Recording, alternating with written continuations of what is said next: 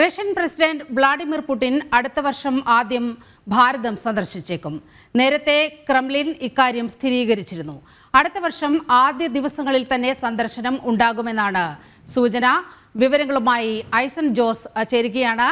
ഐസൻ, ക്രെംലിനിൽ നിന്ന് നമുക്ക് ഏറ്റവും ഒടുവിൽ ലഭിക്കുന്ന ഏറ്റവും പുതിയ വിവരങ്ങൾ എന്തെല്ലാമാണ്?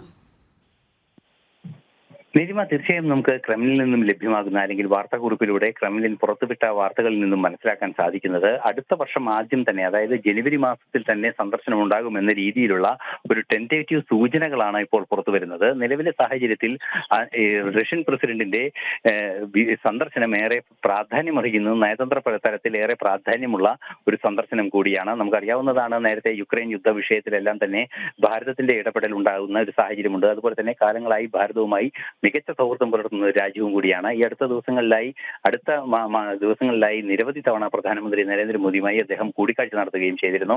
ഈ സമയങ്ങളിലെല്ലാം ഭാരതം സന്ദർശിക്കുമെന്ന് വ്യക്തമാക്കുകയും ചെയ്തിരുന്നു.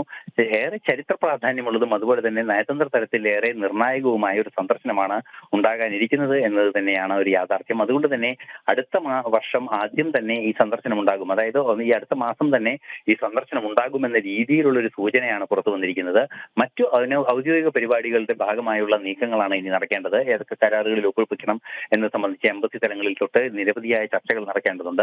അത്തരം ചർച്ചകളെല്ലാം കഴിഞ്ഞ് അന്തിമമായ തീയതി വൈകാതെ തന്നെ പ്രസിദ്ധീകരിക്കപ്പെടും എന്നാണ് പ്രതീക്ഷിക്കുന്നത്. ഇത് തന്നെയായാലും ജനുവരി ആദ്യ വാരത്തിലോ അല്ലെങ്കിൽ രണ്ടാം വാരത്തിലോ റഷ്യൻ പ്രസിഡന്റ് വ്ളാഡിമിർ പുടിൻ ഭാരതം സന്ദർശിക്കുമെന്ന വിവരം തന്നെയാണ് ഇപ്പോൾ നമുക്ക് സ്ഥിരീകരിക്കാനാകുന്നത്.